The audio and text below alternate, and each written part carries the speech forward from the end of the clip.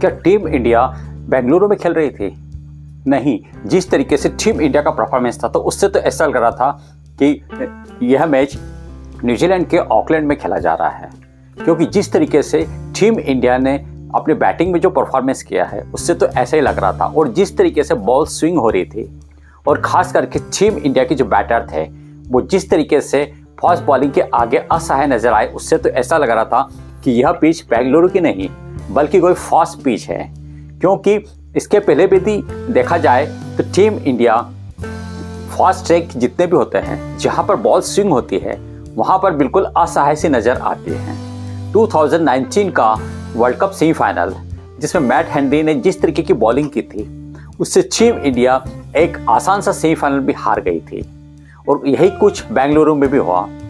सबसे पहले यदि देखा जाए तो रोहित शर्मा ने जो स्टार्टिंग की थी, स्टार्टिंग ही एक तरीके से बिल्कुल ख़राब थी, क्योंकि टॉस जीतकर ऐसे क्लाउडी कंडीशन में, और वो भी जबकि 2 से 3 दिनों तक पिच पूरा ढका हुआ है और आपको नहीं मालूम है कि किस तरीके का पिच बिहेव करेगा।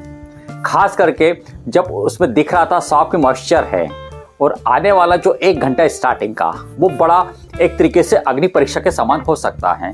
इसके बाद भी आपने बैटिंग ली और कहा क्या कि हम हमारे स्ट्रेंथ पर जा रहे हैं। तो आपकी स्ट्रेंथ पहले बैटिंग रहती थी, लेकिन पिछले कुछ समय से आपकी स्ट्रेंथ बैटिंग नहीं है, बल्कि आपको अभी तक देखा जाए तो बॉलिंग ही एक तरीके से मैच जिता रही है। चाहे पिछला WTC का फाइनल तक का सफ़र देखें या और भी कोई T20 या वनडे या जो भी आप इस तरीके के मैचेस देख रहे हैं, तो उसमें बॉलर एक अजब या कहें कि गजब परफॉर्मेंस कर रहे हैं। उसी का रिजल्ट है कि टीम इंडिया को इतने अच्छे रिजल्ट मिल रहे हैं।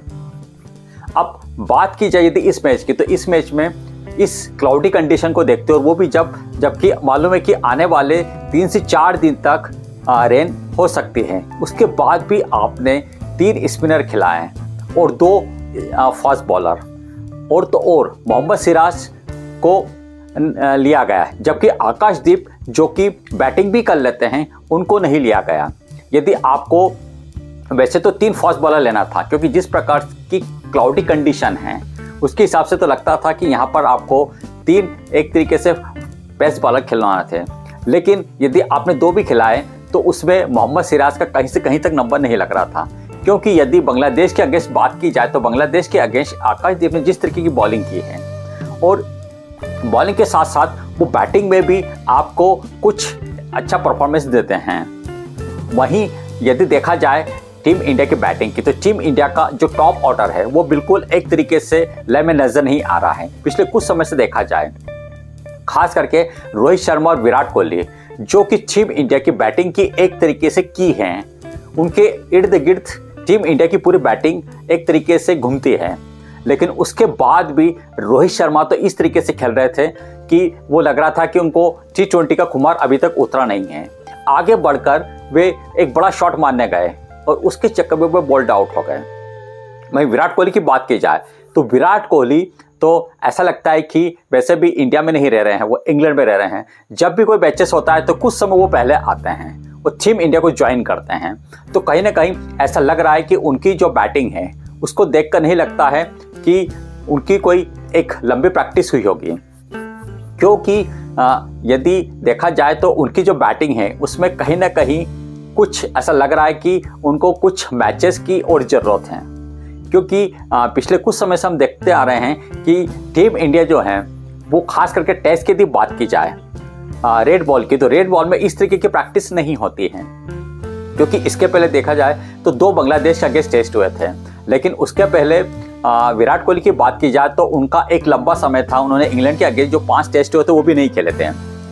इसलिए उनको कहीं ना कहीं ऐसा लग रहा है कि उनको और बैटिंग की ज़रूरत थी, और उनके बैटिंग पे साफ नज़र भी आया। क्योंकि जिस तरीके से वो जिस बॉल पर आउट हुए हैं उस बॉल से ऐसा तो नहीं लगता था कि उस बॉल पर कोई बैटर आउट हो सकता है।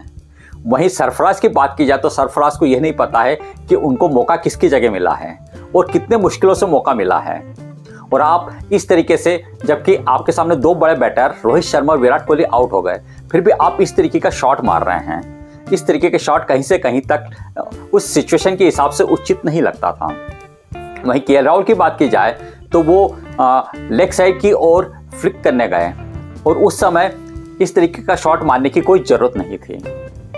इस तरीके से पूरी बैटिंग जो देखी जाए तो पूरी बैटिंग एक तरीके से बिल्कुल लय में नजर नहीं आई और केवल 46 रन पर ही पूरी टीम ऑल आउट हो गई। अब बात कीजिए इंडिया में अपने घर में, और वो भी 50 रन नहीं बन रहे हैं, तो इससे बड़ी शर्म की बात क्या हो सकती है। और टीम इंडिया ने एक बुरा शर्मनाक रिकॉर्ड भी अपने नाम कर लिया है। पूरे एशिया की यदि बात की जाए तो पूरे एशिया में इतने रन जो टेस्ट में कभी भी इतने कम रन नहीं बने हैं। इसके पहले 53 रन बने थे, वो भी वेस्ट इंडीज ने बनाए थे पाकिस्तान के अगेंस्ट। वहीं पाकिस्तान ने भी श्रीलंका के अगेंस्ट 53 रन बनाए थे, लेकिन टीम इंडिया ने वो रिकॉर्ड भी तोड़ दिया। यदि न्यूजीलैंड की बैटिंग की बात की जाए तो जिस तरीके से उन्होंने बैटिंग की, क्योंकि इसके पहले ऐसा अंदाजा लगाया जा रहा था कि टीम इंडिया के जो बैटर थे जिस तरीके से आउट हुए वैसे ही न्यूजीलैंड के जो बैटर वो जल्दी जल्दी आउट होंगे, लेकिन बुमराह और सिराज की जो बॉलिंग थी उसके आगे जो खास करके न्यूजीलैंड की जो ओपनर थे टॉम लेथन और कॉनवे ने गजब के बैटिंग करी। और खास करके कॉनवे की बात की जाए तो उन्होंने शानदार 91 रन बनाए। इसके बाद यदि आगे के और बैटर को देखा जाए उनके परफॉर्मेंस को, तो उन्होंने कुछ मिला जुला परफॉर्मेंस करा और एट द एंड आप जो सेकंड डे था उसमें न्यूजीलैंड के यदि स्कोर की बात की जाए तो न्यूजीलैंड का जो स्कोर जो बना वो बना 181 और उनके केवल 3 विकेट ही गिरे हैं, जो कि कहीं ना कहीं एक तरीके से आने वाले समय के लिए टीम इंडिया की एक तरीके से खतरे की घंटी जरूर है। अब देखना है कि मैच के तीसरे दिन टीम इंडिया सबसे पहले न्यूजीलैंड को जल्दी से जल्दी आउट कर पाती है नहीं, क्योंकि यदि टीम इंडिया ने न्यूजीलैंड को जल्दी से जल्दी आउट नहीं किया तो फिर टीम इंडिया के लिए मुश्किलें बढ़ सकती हैं। क्योंकि इसके पहले यदि बात की जाए तो मोहाली में टीम इंडिया के साथ ऐसा हो चुका है। उस समय टीम इंडिया 83 पर न्यूजीलैंड के अगेंस्ट आउट हुई थी, लेकिन टीम ने न्यूजीलैंड को जल्दी आउट करके सेकंड इनिंग्स में शानदार रन बनाए थे और एक बार फिर पलटवार करते हुए न्यूजीलैंड को उस मैच में हराया था। तो कहीं ना कहीं जो क्रिकेट प्रेमी है वो भी ये कयास लगा रहे हैं कि टीम इंडिया न्यूजीलैंड को जल्दी आउट करके सेकंड इनिंग में जो फर्स्ट इनिंग की जितनी भी गलतियां हैं पर काबू रखते हुए जो सेकंड इनिंग है उसमें एक अच्छा बड़ा स्कोर बनाए। या ये नहीं भूलना चाहिए न्यूजीलैंड को कि उनको इस पिच पर चौथी इनिंग्स भी खेलनी है, और चौथी इनिंग्स के बारे में कहा जाता है कि चौथी इनिंग्स जो कि चौथे और पांचवें दिन जो चलती है उसमें जरूर जो बेंगलुरु का जो पिच होता है वो जरूर टूटता है। तो उससे कहीं ना कहीं ऐसा लग रहा है कि टीम इंडिया यदि पलटवार करते हुए अच्छी बैटिंग करती है तो वो जरूर एक तरीके से न्यूजीलैंड को हरा सकती हैं। इस बारे में आपकी क्या राय हमें कमेंट्स करके जरूर बताएं। साथ ही यदि अभी तक आपने चैनल को सब्सक्राइब नहीं किया तो चैनल को सब्सक्राइब जरूर करें।